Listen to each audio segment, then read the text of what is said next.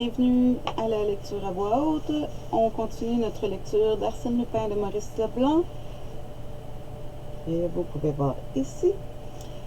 C'est l'agence Barnett et compagnie. Nous sommes rendus au chapitre 6, c'est-à-dire la 6e histoire. Donc, même si vous n'avez pas vu les autres chapitres précédents, c'est pas vraiment important, dans le sens que ce n'est pas une histoire complète de tout le livre. Ce sont plusieurs petites histoires qui concernent Arsène Lupin, qui s'est ouvert une agence de détective, et c'est totalement gratuit, comme il dit. Nous sommes rendus à la 6e histoire qui s'intitule « Le hasard fait des miracles ».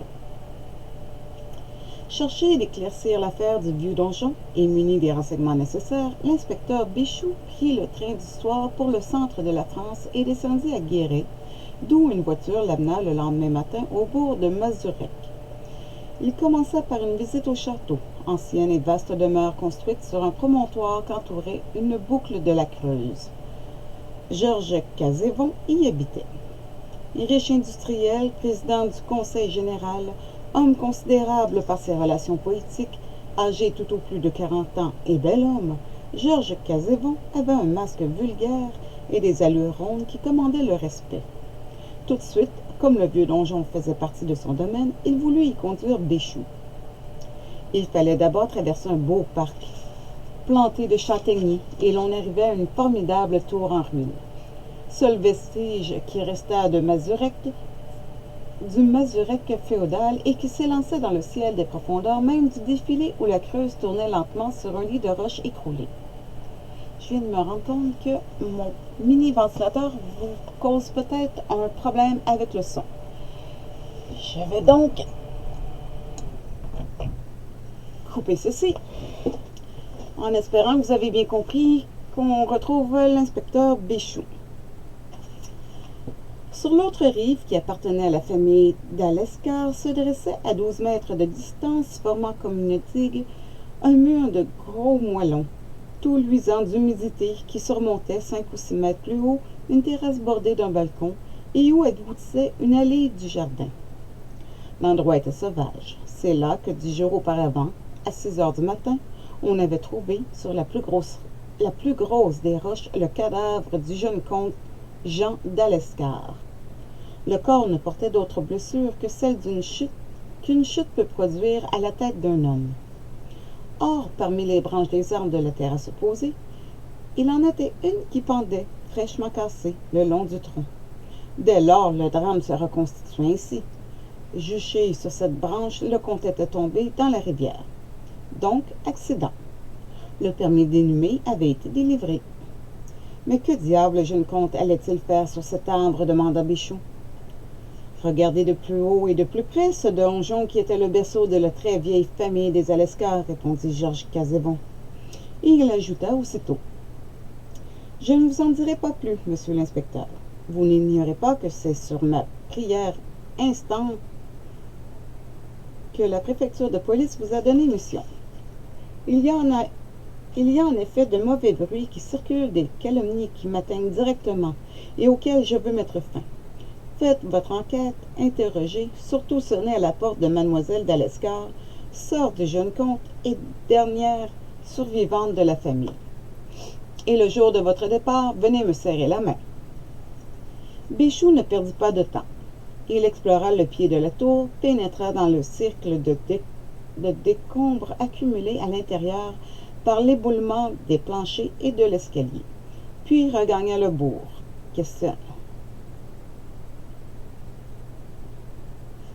La phrase est tellement longue, j'ai du mal à la lire. Je suis désolée. Il explora le pied de la tour, pénétra dans le cercle de décombres accumulés à l'intérieur par l'éboulement des planchers et de l'escalier, puis regagna le bourg, questionna, fit visite au curé et au maire et prit son repas à l'auberge. À 2 heures, il pénétrait dans l'étroit jardin qui descendait jusqu'à la terrasse et qui coupait en deux une petite bâtisse sans style et délabrée qu'on appelait le manoir. Par l'intermédiaire d'une vieille bonne, il se fit annoncer à mademoiselle d'Alescar et fut aussitôt reçu dans une salle basse et simplement meublée, où cette demoiselle causait avec un monsieur. Elle se leva, et le monsieur aussi, Bichou reconnut Jim Barnett. « Ah, enfin te voilà, cher ami !» s'écria Barnett joyeusement et la main tendue. « Quand j'ai vu ce matin dans les journaux la nouvelle de ton départ pour la Creuse, vite j'ai pris ma 40 chevaux afin de me mettre à ta disposition et je t'attendais. Mademoiselle, je vous présente l'inspecteur Bichou, envoyé spécial de la préfecture. Avec lui, vous pouvez être tranquille. Il a dû déjà débrouiller toute cette affaire. Je ne connais personne d'aussi débrouillard. C'est un maître. Parle, Bichou. » Bichou ne parla point. Il était abasourdi. La présence de Barnett, qui était bien la dernière chose qu'il eût envisagée, le désemparait et l'horripilait. Encore Barnett. Toujours Barnett. Il devait donc se heurter encore à l'inévitable Barnett et subir son exécrable collaboration. N'était-il pas avéré que, dans toute affaire à laquelle il se mêlait, Barnett n'avait pas d'autre but que de duper et d'escroquer? De quoi d'ailleurs Bichou eût-il parlé? Puisque jusqu'ici, il avait pataugé dans les ténèbres les plus épaisses et ne pouvait se prévaloir de la moindre découverte. Bichou se taisant, Barnett reprit. « Eh bien, voilà, mademoiselle, l'inspecteur Bichou, qui a eu le temps d'asseoir sa conviction sur des bases sérieuses, insiste vivement auprès de vous pour que vous vouliez bien confirmer les résultats de son enquête. Comme vous et moi en avons encore échangé que quelques mots, auriez-vous l'obligeance de dire ce que vous savez relativement au drame dont fut victime le comte d'Alescard, votre frère? » Élisabeth d'Alescard, grande et pâle, en ses voiles de deuil, de beauté grave, avec un visage austère qui semblait tressaillir parfois de tous les sanglots qu'elle contenait, elle répliqua. « J'aurais préféré garder le silence et ne pas accuser. Mais puisque vous me conviez à ce devoir pénible, je suis prête à répondre, monsieur. » Barnett reprit. « Mon ami, l'inspecteur Bichou, désirait savoir à quelle heure exacte vous avez vu votre frère pour la dernière fois. » « À 10 heures du soir. Nous avions dîné gaiement, comme d'habitude. J'adorais Jean, qui était de quelques années plus jeune que moi et que j'avais presque élevé. Nous étions toujours heureux ensemble. Il sortit dans la nuit. Il ne sortit qu'un peu avant l'aube, vers 3h30 du matin. Notre vieille bonne l'entendit. Vous saviez où il allait? Il m'avait dit la veille qu'il allait pêcher à la ligne du haut de la terrasse. C'était un de ses plaisirs favoris. Donc, sur l'espace de temps qui va de 3h30 au moment où l'on a découvert son corps, vous ne pouvez rien dire. Si. À 6h15, il y a eu un coup de feu. En effet, certaines personnes l'ont entendu, mais ce pouvait être quelques braconniers. C'est ce que je me suis dit. Inquiète cependant, je finis par me lever et m'habiller. Quand j'arrivais à la terrasse, il y avait déjà des gens en face et on les remontait vers le parc du château, la pente étant trop difficile de notre côté. Cette détonation, n'est-ce pas, ne peut avoir aucun rapport avec l'événement, sans quoi l'examen du corps aurait révélé la blessure faite par une balle, ce qui n'est pas le cas. Comme elle hésitait, Barnett insista. « Répondez, je vous en prie. » Elle déclara. « Quelle que soit la réalité, je dois dire que dans mon esprit, le rapport est certain. » Pourquoi? D'abord parce qu'il n'y a pas d'autre explication possible. Un accident? Non. Jean était à la fois d'une agilité extraordinaire et d'une grande prudence. Jamais il n'eût confié sa vie à cette branche beaucoup trop mince, et qui cependant fut cassée. Rien ne prouve qu'elle le fut par lui. Et cette nuit-là. Alors, mademoiselle, votre opinion franche et irréductible, c'est qu'il y a eu un crime. Oui. Vous avez même, devant témoin, nommé le coupable. Oui. Sur quelle preuve vous appuyez-vous? Voilà ce que l'inspecteur Bichou vous demande. Élisabeth réfléchit quelques secondes. On sentait qu'il lui était pénible d'évoquer des souvenirs affreux. Pourtant, elle se décida et dit « Je parlerai donc, et pour cela, il me faut rappeler un événement qui remonte à 24 années. À cette époque, mon père fut ruiné par la fuite de notre notaire et dut, pour payer ses créanciers, s'adresser à un riche industriel de Guéret. Celui-ci prêta 200 000 francs à la seule condition que le château, le domaine et nos terres de Mazurek lui appartiendraient s'il n'était pas remboursé 5 ans plus tard. Cet industriel était le père de Georges Casébon? Oui, il tenait à ce château. Extrêmement. Plusieurs fois, il avait voulu l'acheter. Aussi, 4 ans et 11 mois plus tard, lorsque mon père mourut d'une congestion cérébrale, il prévint notre oncle et tuteur que nous avions 1 mois pour nous libérer. Mon père n'avait rien laissé. On nous expulsa, Jean et moi, et nous fûmes recueillis précisément par notre oncle, qui habitait ce manoir et qui n'avait lui-même que de très petites rentes. Il mourut presque aussitôt, ainsi que M. Casevon, père. Barnett et Bichou avaient écouté attentivement, et Barnett insinua. Mon ami l'inspecteur Bichou ne voit pas bien en quoi tout ceci se rattache aux événements d'aujourd'hui. Mademoiselle Delescar regardait l'inspecteur Bichou avec un étonnement un peu dédaigneux et continua sans répondre. Nous vécûmes donc seuls, Jean et moi, dans ce petit manoir, en face du donjon et du château, et qui avait appartenu de tout temps à nos ancêtres. Ce fut pour Jean une peine qui grandissait avec les années, à mesure que se développait son intelligence et sa sensibilité d'adolescent. Il souffrait vraiment d'avoir été chassé de ce qu'il considérait comme son fief. Au milieu de ses jeux et de son travail, il se réservait des journées entières pour dépouiller nos archives, pour lire les livres qui parlaient de notre famille. Et c'est ainsi qu'un jour il découvrit, dans un de ses livres, un feuillet où notre père notait les comptes de ces dernières années et marquait les sommes qu'il avait mises de côté, à force d'économie et à la suite d'heureuses opérations de terrain. Il y avait là des reçus d'une banque. J'allai à cette banque et j'ai appris que mon père, 1 semaine avant sa mort, avait éteint son compte de dépôt et retiré 200 billets de 1000 francs, auxquels ce dépôt avait fini par atteindre. Justement la somme qu'il devait rembourser quelques semaines plus tard. Pourquoi donc a-t-il différé ce remboursement? Je ne sais pas. Et pourquoi ne rembourserait-il pas avec un chèque? Je l'ignore. Mon père avait ses habitudes. Donc, selon vous, il aura mis ces 200 000 francs à l'abri? Oui. Mais à quel endroit? Élisabeth Delescar tendit à Barnett et Bichou un feuillet composé d'une vingtaine de pages et couvert de chiffres. La réponse doit être ici, dit-elle en montrant une dernière page où il y avait un dessin représentant les 3/4 d'un cercle auquel s'ajoutait à droite un demi-cercle de moindre rayon. 4 hachures coupaient le demi-cercle. Entre 2 de ces hachures, une petite croix. Tout cela, tracé d'abord au crayon, avait été repensé à l'encre. « Que signifie ?» demanda Barnett. « Nous avons mis bien du temps à le comprendre, » répondit Élisabeth, jusqu'au jour où mon pauvre Jean devina que ce dessin, représentant le plan exact, réduit à sa ligne extérieure, du vieux donjon. Même disposition de 2 parties inégales de cercles soudés l'un à l'autre. Les 4 hachures indiquaient 4 créneaux.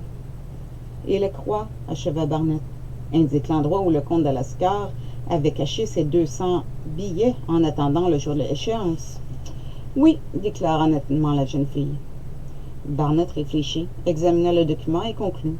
C'est fort probable, en effet. Le comte de Lescar aura eu la précaution de noter l'emplacement choisi, et sa mort subite ne lui a pas laissé le temps d'en donner communication. Mais il vous suffisait, il me semble, d'avertir le fils de M. Casevon et d'obtenir l'autorisation. De monter au sommet de la tour, c'est ce que nous fîmes. Georges Casevon, avec qui nous n'entretenions que des relations assez froides, nous reçut aimablement.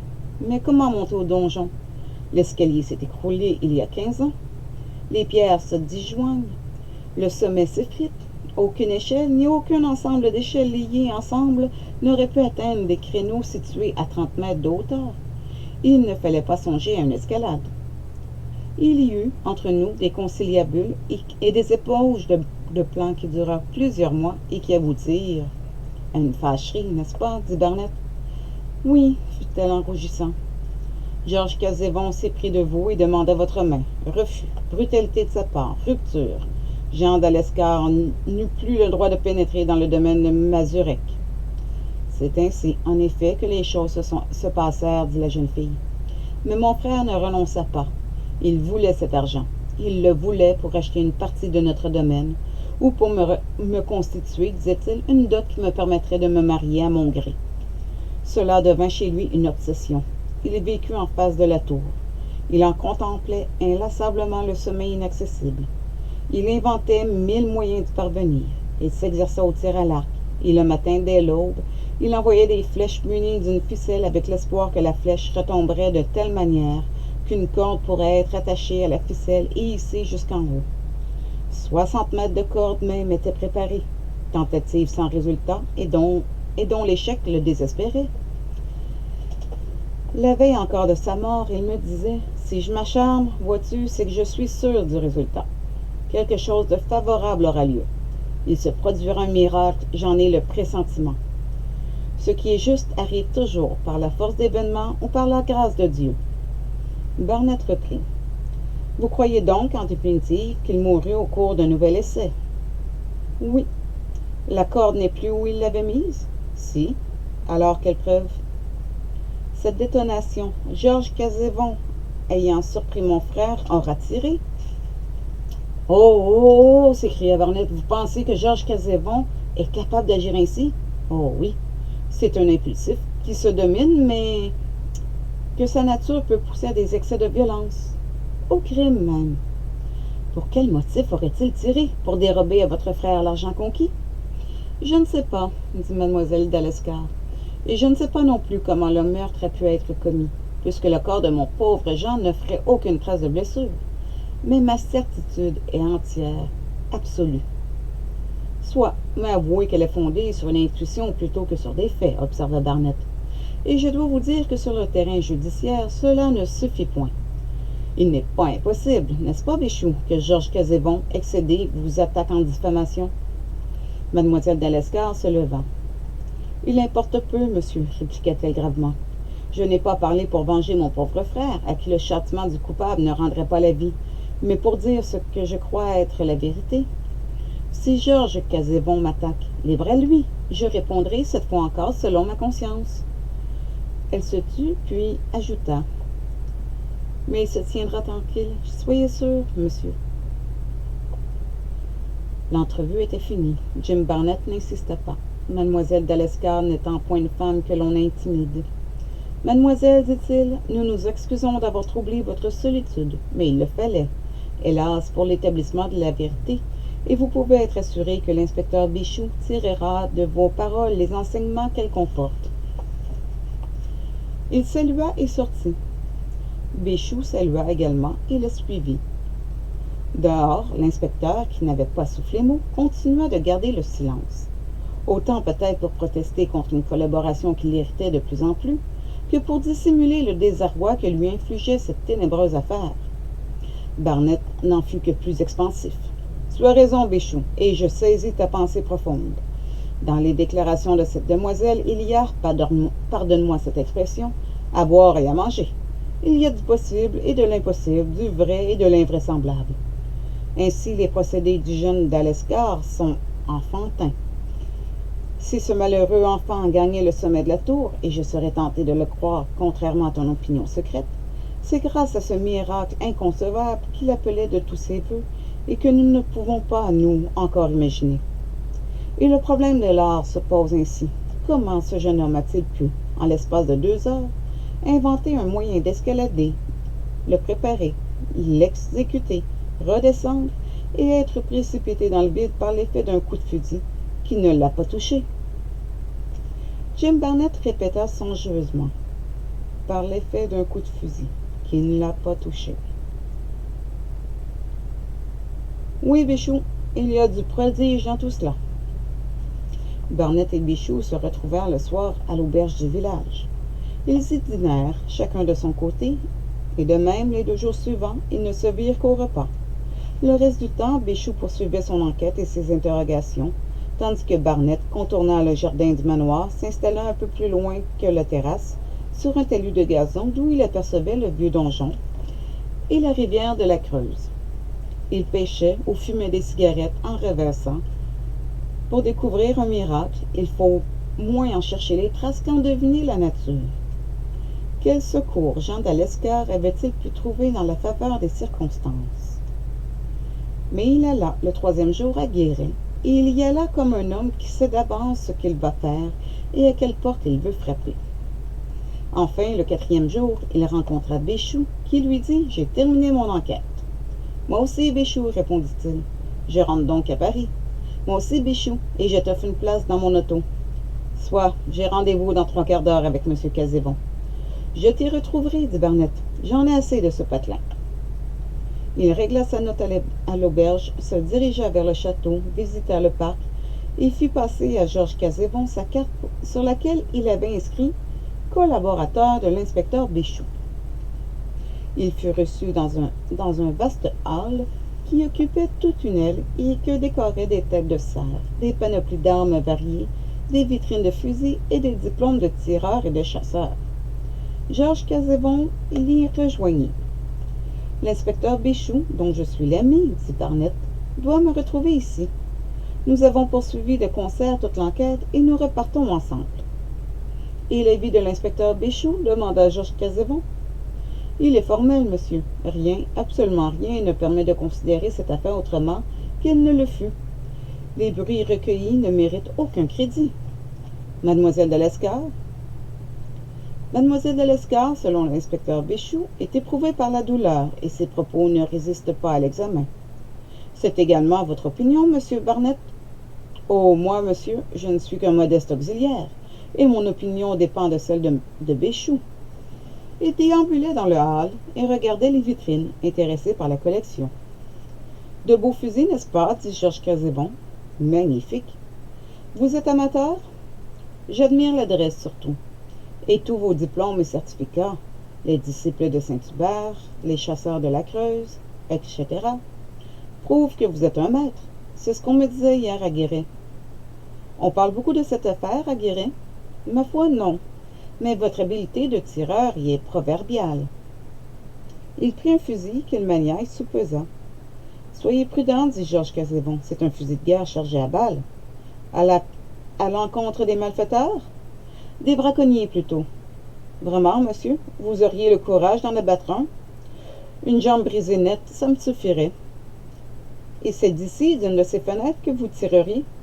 Oh, les braconniers n'approchent pas de si près. Ce serait pourtant bien amusant, un plaisir royal. » Barnett ouvrit une demi-croisée, très étroite, qui se dressait dans une encoignure. « Tiens, s'écria-t-il, on aperçoit entre les arbres un peu du vieux donjon, à 250 mètres environ. Ce doit être la partie qui surplombe la Creuse, n'est-ce pas? »« À peu près. »« Si, exactement. Tenez, je reconnais une touffe de ravenelle entre deux pierres. Vous voyez cette fleur jaune au bout du fusil? » Il l'avait épaulé, il tira vivement, la fleur tomba. Georges Casevon eut un geste d'humeur. Où voulait en venir ce modeste auxiliaire dont l'adresse était invraisemblable? Et de quel droit faisait-il tout ce bruit? « Vos domestiques habitent l'autre extrémité du château, n'est-ce pas? » dit Barnett. « Ils ne peuvent donc entendre ce qui se passe ici. Mais je regrette le souvenir cruel que je viens d'infliger à mademoiselle de Lescart. » Georges Casevon sourit. « Mademoiselle de Lescart soupçonne donc avoir une corrélation entre le coup de fusil de l'autre matin et l'accident de son frère? »« Oui. Mais cette corrélation, comment l'établit-elle? » »« Comme je viens de l'établir moi-même, en fait. D'un côté, quelqu'un posté à cette fenêtre, de l'autre, son frère suspendu le long du donjon. Mais puisque son frère est mort d'une chute provoquée par la démolition de telle pierre, de tel saillie, où ses deux mains s'accrochaient. » Georges Casevon se rembrunit. « J'ignorais que les déclarations de mademoiselle de Lescart eussent un caractère aussi défini et qu'on se trouvait en présence d'une accusation formelle. »« Formelle, répéta Barnett. L'autre le regarda. L'aplomb du modeste auxiliaire, son accent, son air de décision étonnaient de plus en plus Georges Casevon, qui se demandait si le détective n'était pas venu avec des intentions agressives. Car enfin, l'entretien, commencé sur un ton distrait, prenait de part et d'autre une tournure d'attaque à laquelle Casevon devait faire face. Il s'assit brusquement et continuait. Le but de cette escalade, suivant le raisonnement de mademoiselle de Lescart, la reprise de 200 000 francs cachés par son père à un endroit que désigne la petite croix du dessin qui vous fut montré. C'est une interprétation que je n'ai jamais admise, protesta Georges Casevon. Si tant est que son père ait réuni cette somme, pourquoi l'aurait-il cachée au lieu de la rendre aussitôt à mon père? L'objection a de la valeur, avoua Barnett, à moins que ce ne soit pas une somme d'argent qui fut cachée. Quoi alors? Je l'ignore. Il faudrait procéder par l'hypothèse. Georges Casevon haussa les épaules. Soyez sûr qu'Élisabeth et Jean de Lescar ont fait le tour de toutes les hypothèses. Sait-on jamais, ce ne sont pas des professionnels comme moi. Un professionnel, si perspicace qu'il soit, ne peut rien créer avec rien. Quelquefois. Ainsi connaissez-vous le sieur Gréaume qui tient le dépôt des journaux à Guéret et qui fut jadis comptable dans vos usines? Oui, certes, oui, un excellent homme. Le sieur Gréaume prétend que le père du comte, Jean, rendit visite au vôtre à une date qui se trouve être le lendemain du jour où il retira de sa banque les 200 000 francs. Eh bien, ne pourrait-on pas supposer que les 200 000 francs furent versés au cours de cette visite, et que c'est le reçu qui fut provisoirement caché au sommet du donjon? Georges Casevon sursauta. Mais monsieur, vous rendez-vous compte de tout ce que votre hypothèse a d'injurieux pour la mémoire de mon père? En quoi donc? Dit Barnett, ingénument. S'il avait touché cette somme, mon père lui annonçait en toute loyauté. Et pourquoi? Il n'était pas obligé de révéler autour de lui le remboursement d'un prêt qu'il avait effectué à titre personnel. Georges Casevon frappa du poing sur son bureau. Mais il n'aurait pas, 2 semaines plus tard, c'est-à-dire quelques jours après la mort de son débiteur, fait valoir ses droits sur le domaine de Mazurek. C'est ce qu'il fit, cependant. Voyons, c'est fou ce que vous dites là. Il faut de la logique, monsieur, quand on se permet de telles affirmations. En admettant que mon père eût été capable de réclamer une somme déjà touchée, il aurait craint qu'on ne lui opposât ce reçu. Peut-être a-t-il appris, scanda négligemment Barnett, que personne n'en avait connaissance, et que les héritiers ignoraient le remboursement. Et comme il tenait à ce domaine, m'a-t-on dit, qu'il avait juré de le conquérir, et succomba. Ainsi, peu à peu, avec les insinuations sournoises et tenaces de Jim Barnett, l'affaire changeait de visage. Le père Casevon, mis en cause, était accusé de félonie et d'escroquerie. Frémissant de colère, très pâle, Georges Casevon serrait les poings et observait avec stupeur ce subalterne qui, d'un ton placide, osait présenter les faits sous un jour abominable. « Je vous défends de parler ainsi, mâchonna-t-il. Vous dites des choses au hasard. »« Au hasard? Mais non, je vous assure. Rien de ce que j'avance qui ne soit absolument réel. » Brisant le cercle d'hypothèses et de suppositions où l'enfermait cet adversaire imprévu, Georges Casevon s'écria. « Mensonge! Vous n'avez pas la moindre preuve. Pour avoir la preuve que mon père ait commis cette infamie, il faudra aller la chercher au sommet du vieux donjon. » Jean d'Alescar y est allé. « C'est faux! Je nie qu'on puisse escalader les 30 mètres de la tour, ce qui est au-dessus des forces humaines, et qu'on puisse le faire en 2 heures. » Jean d'Alescar l'a fait, répéta Barnett obstinément. « Mais par quel moyen? Proféra Georges Casevon, exaspéré. Par quel sortilège? » Barnett laissa tomber ces quelques mots. Par le moyen d'une corde. Casevon éclata de rire. « Une corde? Mais c'est de la démence! » Oui, en effet, 100 fois je l'ai surpris qui lançait des flèches dans l'espoir imbécile d'accrocher la corde qu'il avait préparée. Le pauvre enfant, il n'y a pas de miracle de ce genre. Et puis quoi? Je le répète, en 2 heures de temps? Et puis cette corde, on l'aurait vue sur la tour, après l'accident, sur les rochers de la Creuse. Elle ne serait pas au manoir comme elle y est, paraît-il. Jim Barnett répliqua, toujours tranquille. Ce n'est pas cette corde qui a servi. Laquelle alors? S'exclama Georges Casevon, qui riait nerveusement. Car enfin, c'est donc sérieux cette histoire. Le comte Jean, muni de son câble enchanté, est descendu à l'aube sur la terrasse de son jardin. Il a prononcé les paroles magiques et le câble s'est déroulé, tout seul, jusqu'au sommet du donjon, afin que l'enchanteur puisse le chevaucher. Le miracle des fakirs hindous, quoi. Vous aussi, monsieur, dit Barnett, vous êtes obligé d'évoquer un miracle, de même que Jean d'Alescar, pour qui c'était la dernière espérance, de même que moi qui ai bâti ma conviction sur cette idée. Mais c'est un miracle qui s'est produit à l'envers de ce que vous imaginez, puisque cela n'a pas eu lieu de bas en haut, selon l'habitude, et selon la vraisemblance, mais de haut en bas. Casevon plaisanta. La Providence, alors, la Providence qui a jeté une bouée de secours à l'un de ses élus. Même pas la peine d'invoquer une intervention divine, faussant les lois de la nature, prononça Barnett. Non, le miracle est de ceux qui peut susciter de nos jours le simple hasard. Le hasard? Rien ne lui est impossible. C'est la force la plus troublante et la plus ingénieuse qui soit, la plus imprévue et la plus capricieuse. Le hasard rapproche et rassemble, multiplie les combinaisons les plus insolites et avec les éléments les plus disparates crée la réalité de chaque jour. Il n'y a plus que le hasard qui fasse des miracles. Et celui que je conçois est-il si extraordinaire à notre époque où il tombe du ciel entre autres choses que des aérolites et de la poussière de monde. Des cordes, ricana Gazévon. Des cordes, et n'importe quoi. Le fond de la mer est semé de choses qui dégringolent des navires dont la mer est sillonnée. Il n'y a pas de navire dans le ciel. Il y en a, mais qui portent d'autres noms. Ils s'appellent ballons, aéroplanes ou dirigeables.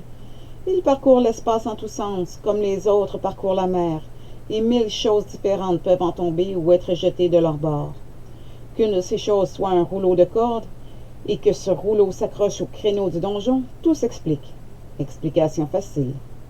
Explication fondée.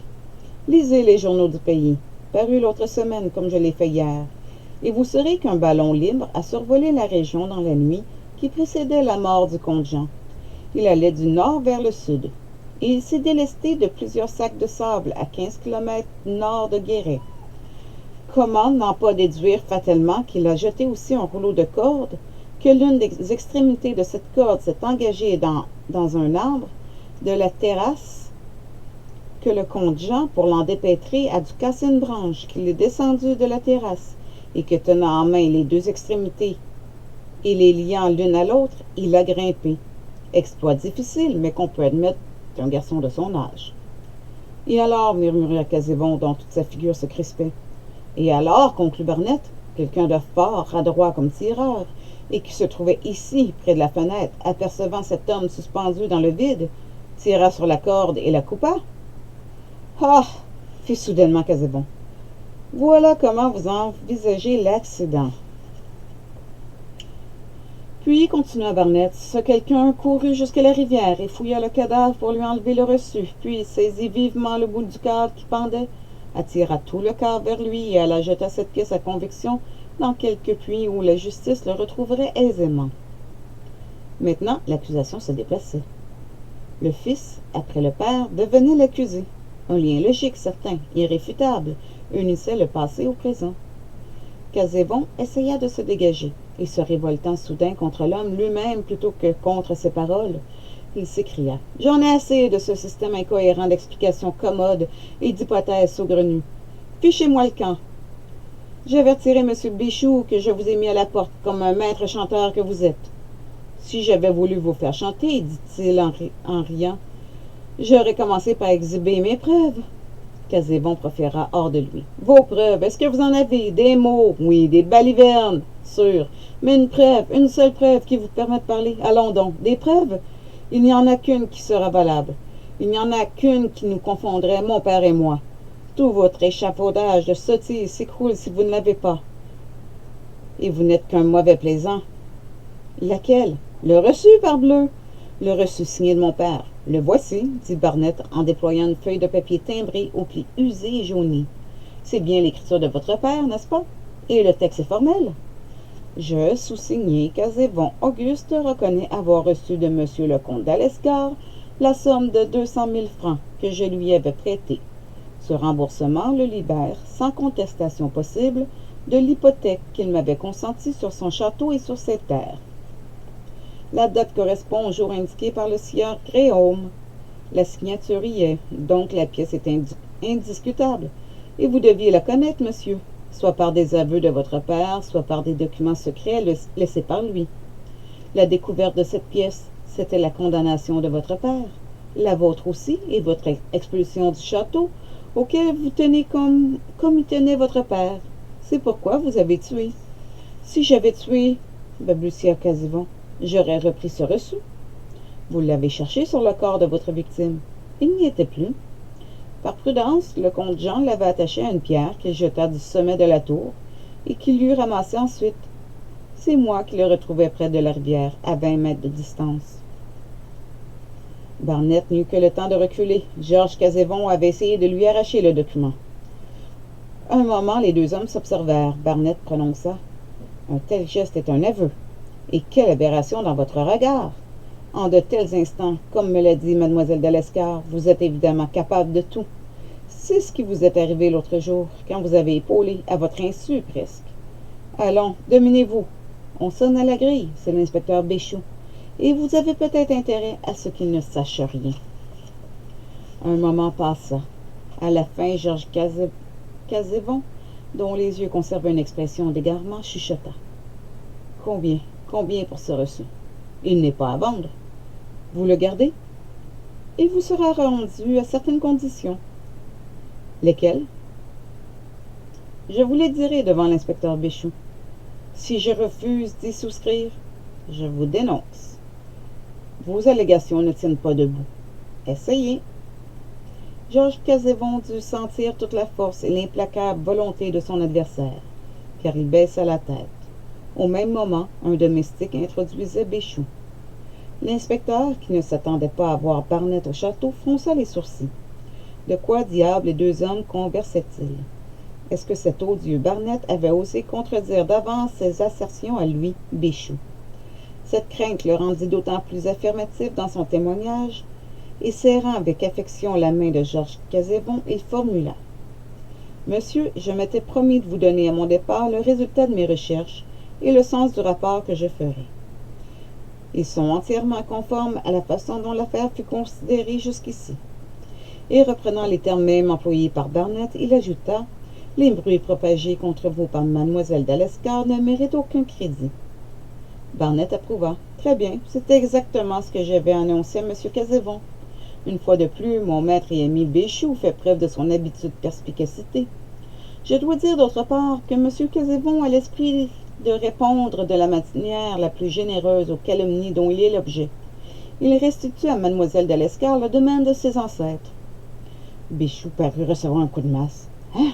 Est-ce possible? »« Très possible, affirma Barnett. Toute cette aventure a quelque peu indisposé M. Casevon contre ce pays, et il a des vues sur un château plus voisin de ses usines de Guéret. M. Casevon était même, quand je suis entré, sur le point de rédiger le projet de donation. Il manifestait le désir d'y ajouter un chèque de 100 000 francs au porteur, lequel serait remis contre indemnité à mademoiselle d'Alescar. Nous sommes toujours d'accord, n'est-ce pas, monsieur Casevon? Celui-ci n'eut pas une seconde d'hésitation. Obéissant aux ordres de Barnett avec autant de promptitude que s'il eût agi de lui-même, et pour sa propre satisfaction, il cessa son bureau, rédigea l'acte et signa le chèque. « Voici, monsieur, dit-il, je donnerai mes instructions à mon notaire. » Barnett reçut les deux documents, prit une enveloppe, les y enferma et dit à Béchoux, « Tiens, porte cela à mademoiselle d'Alescar. Elle appréciera, j'en suis sûr, le procédé de M. Casevon. Je vous salue, monsieur. Il ne saurait trop vous dire combien Béchoux et moi sommes heureux d'un dénouement qui satisfait tout le monde. » Il sortit prestement, suivi de Béchoux, qui, de plus en plus ahuri, murmura dans le parc. « Alors quoi, c'est lui qui avait tiré? Il reconnaît son crime? »« T'occupe pas de ça, Béchoux, lui dit Barnett. Il laisse cette affaire. Elle est réglée, et comme tu le vois, au mieux des intérêts communs. Donc, remplis ta mission auprès de mademoiselle d'Alescar. Demande-lui le silence, il oublie, et rejoins-moi à l'auberge. » Un quart d'heure après, Béchoux revenait. Mademoiselle d'Alescar avait accepté la donation et chargerait son notaire d'entrer en rapport avec le notaire de Georges Casevon. Mais elle refusait tout argent. Indignée, elle avait déchiré le chèque. Barnett et Béchoux partirent. Voyage rapide et taciturne. L'inspecteur s'épuisait en vaines conjectures. Il n'y comprenait rien, et l'ami Barnett ne semblait guère disposé aux confidences. À Paris, où ils arrivèrent sur le coup de 3 heures, Barnett invita Béchoux à déjeuner aux environs de la Bourse.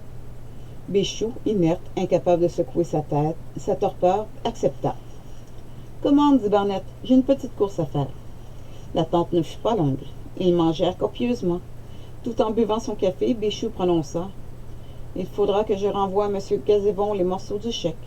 Te donne pas cette peine, Béchoux. »« Pourquoi? Le chèque n'avait aucune valeur. »« Comment cela? » »« Oui, prévoyant le refus de mademoiselle de Lescar, j'avais glissé dans l'enveloppe, avec l'acte de donation, Un vieux chèque périmé. Mais le vrai, gémit Bichou, celui que M. Casevant a signé. Je viens de toucher à la banque. Jim Barnett entrouvrit son veston et montra toute une liasse de billets.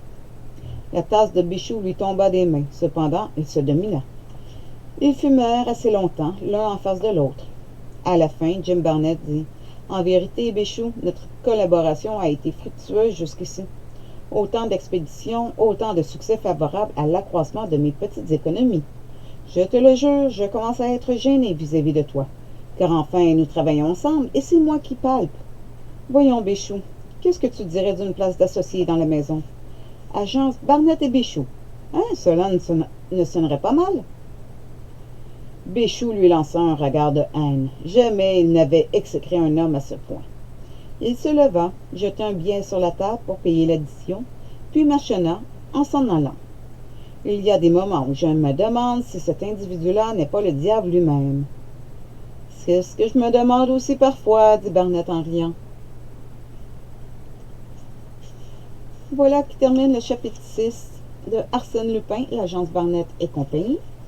Si jamais vous avez des idées de livres que vous aimeriez entendre la lecture à voix haute, peut-être que vous les écoutez en marchant ou en conduisant. Je sais qu'on peut faire ça avec les vidéos YouTube, donc pourquoi pas.